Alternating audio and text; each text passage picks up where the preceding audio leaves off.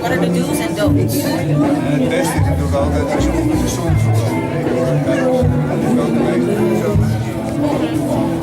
Doede de Jong. He's an activist. Look at that man. The guy basically had his whole the Justice Department basically wanted to take his whole house, but he stepped fast. He's one of the knights of the movement. He's a cool guy. And he understands media.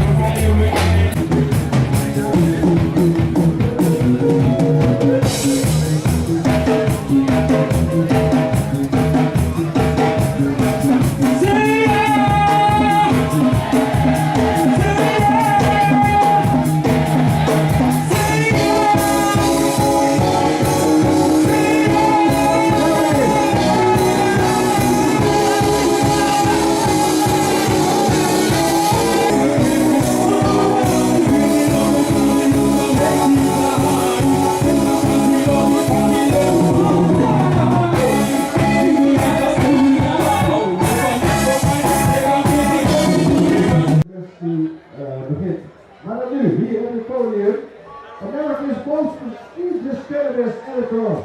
Althans, dat beschrijft Vice. Wat ik een hartelijk applaus voor Ricardo Bakker. Hello, Cannabis Liberation Day. My name is Ricardo Baca. I am here from Denver, Colorado in the USA, and I am thrilled to be in beautiful Amsterdam.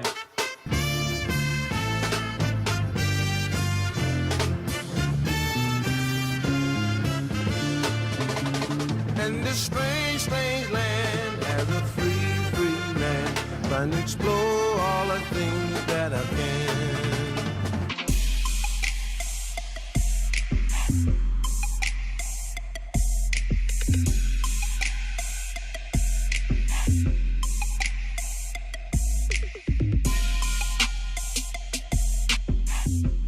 We knew that recreational sale of marijuana was going to be much bigger than the medicinal. We're ground zero for it, so we knew we had to cover it in a way that we hadn't covered it in the past.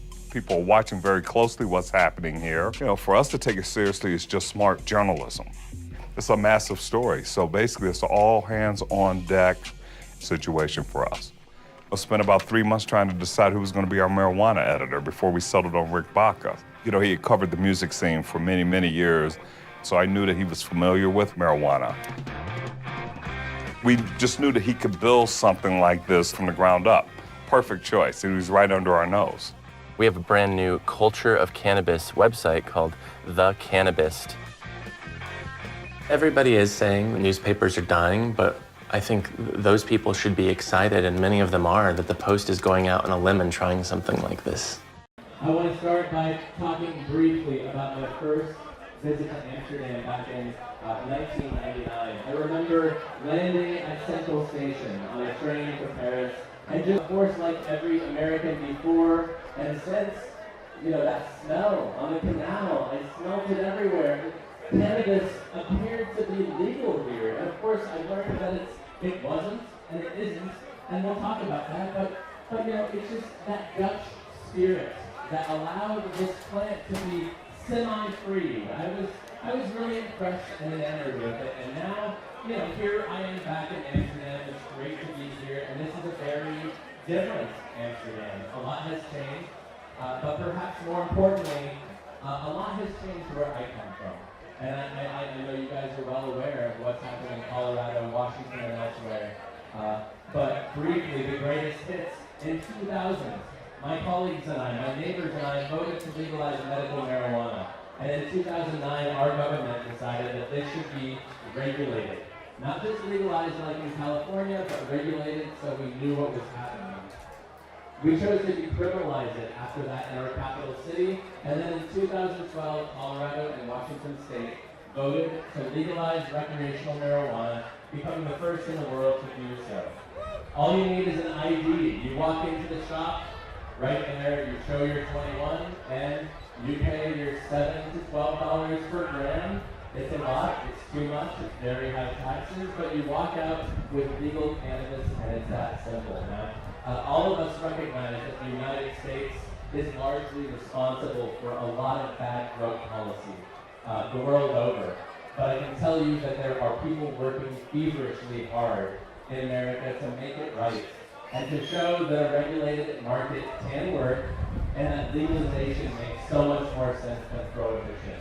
A brief story about our governor. The Colorado governor, his name is John Hickenlooper. He actively campaigned against legalization. He didn't want it. He made Cheetos jokes, and that's about it. But now, Hickenlooper has come around in the last couple of years to recognize and say publicly that this can work, it can be implemented responsibly, it can be regulated in such a way that works. And so, he's not alone in his opposition to cannabis, but the good news is that the opponents to legal cannabis, they now have fewer and fewer arguments than they ever did before.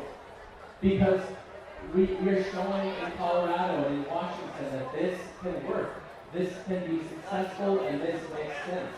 And so just a couple of the things that we're seeing, you know, so many people are concerned, what about the kids? Well, teen use in America, all of the legal states, it's level, if not down. So legalization is not causing youth to use more marijuana, and of course we know that because the rates here in Netherlands are oftentimes below your neighbors here in Europe. And what about road safety? Since I know this is a big thing that legislators are passionate about. They think if you legalize cannabis, then suddenly your roads are going to be incredibly unsafe and people are going to be driving all over the place. And truth be told, our marijuana-related DUIs in Colorado, after legalization, have gone down 2 years in a row. People are being responsible. And of course they are, because we knew this would happen, right? Emergency room visits. So much of the opposition to legalization has really come out and said, well, in Colorado, all these people are going to emergency rooms for cannabis. And while that's true, it's also true that edibles are just really complicated. And true enough, nobody dies from cannabis. Last year in America, 90,000 people died from alcohol. And this is something that the federal government is finally starting to acknowledge and understand, and more people are understanding. And so I would like to just leave you with a couple thoughts, some of the things we've noticed in Colorado. One, change happens on an individual level. So I have friends who wrote Proposition 64 in 2011. They got the ballot signatures. We voted on it. It happened. Nobody thought it would happen. But it happened because they dreamed it, because they made it happen, and you can make a difference at your city council, your legislature, wherever it is that you are able to have your voice heard. And also, I think the conversation alone is so important. So if you know your parents, your conservative uncle or friends who are anti-legalization, bring legitimate data and resources to them, and they won't have the opportunity to do anything other than listen. They will understand why this needs to happen and why it needs to happen now.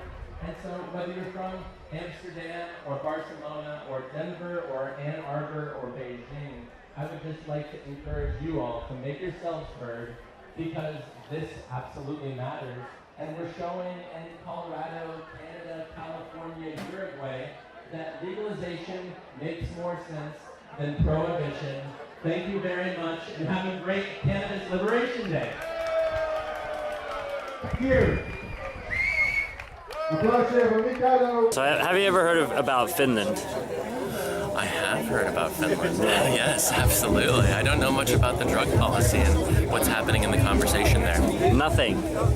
This is the conversation, basically. We're creating the conversation. Yeah, cool, basically. I like it. So what would you say to Finland, that what you've learned in the last, how long you've been looking at cannabis and cannabis policies in Colorado? Well, I guess, one of the things that really stands out in this conversation, and especially how we've seen the needle move recently in America, is that individuals can make a difference.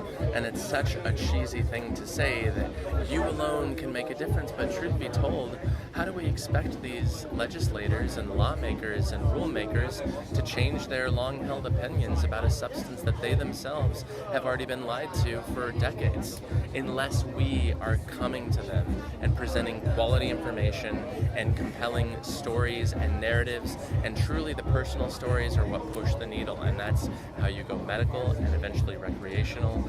You just have to be involved, and if you're not, then it's not going to happen. So is it sort of like you have to come out of the closet as well as a person who uses it, maybe? It does involve some of that. I mean, and this is a fascinating progress, right? Because all of the initiatives, especially the recreational ones, have really been ballot-driven. They have been voter-driven. But now what we're starting to see, one of the most exciting things in all of cannabis, I think, happened on the East Coast a month ago. The state of Vermont tried to legalize it via the legislature. It had nothing to do with the people. In Vermont, they can't create a ballot initiative and then vote on it like we did in California and Colorado. But the legislature recognized that prohibition is unjust and this is wrong, and we need to these are like 40 and 50-year-old men and women in suits who are guiding the entire state policy and the conversation, saying we need to do it this way, and that is a big sea change. And but truth be told, that doesn't happen until the people themselves vocalize this. So how do you get the government to listen if they're not really doing anything? Now the federal government is sort of, nobody really knows what they're up to in the US. How do you communicate to the government? Well, I think most democracies have the opportunity to be heard, whether it's a place where you can go and testify or an email address where you can write your local representative. Of course, we as individuals can make for greater change at the local level than we can, at any federal level. So that's where I'd start. I'd start with your city council or your school board or whatever agency it is that makes those decisions, because you are one of their constituents and that's meaningful. And then you go to your parliament member, and then you keep moving up the chain and always make yourself heard. I've talked to various parliament members in Scandinavia, including Denmark, actually, and it was fascinating because they came to Colorado on a fact-finding mission. They wanted to figure out how we did it and to see how we did it, so then they could go back and create thoughtful legislation. And it was very complicated. Some were against, some were for, and they wanted to speak with me because I was a journalist and offered some sort of an unbiased view and a perspective on that. Do you remember having any Finnish people? No, I think it was the Swedes and the Danes. Oddly, yeah. Those Danes and Swedes, man. All right. Thank you. How have you liked Amsterdam so far? I love it. I think it's the most beautiful city in the world. I think it's just lovely. We've had tremendous hospitality here and great food. Also, it's just, it's iconic. It is Amsterdam, and it's meaningful in this conversation. You can't talk about legalization without talking about the Dutch model, as flawed as it is. So what are you going to do next in the world of cannabis? So I recently resigned from the Denver Post. I was a journalist there for 15 years, and now I'm freelancing for Esquire and for the Daily Beast. And I'm also starting my own content agency, working with cannabis and hemp businesses, helping them put a better foot forward. So the future is green.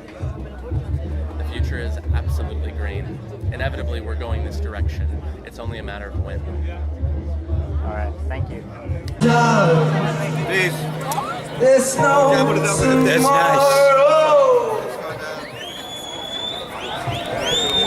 anymore.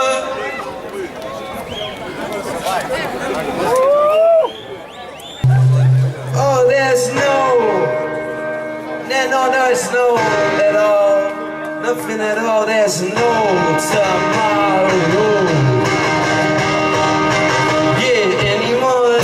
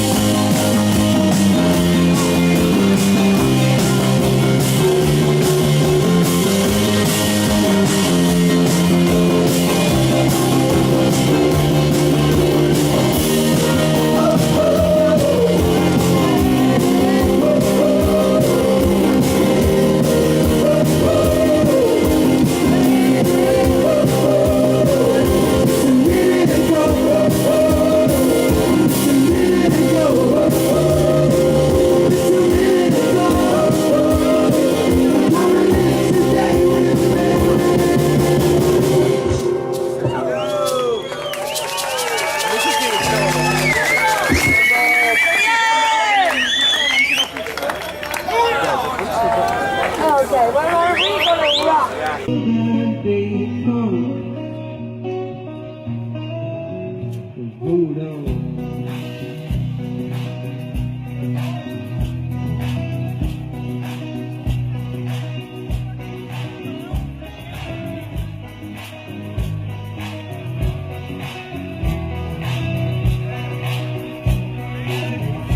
I've been taking a lonely time, my heart.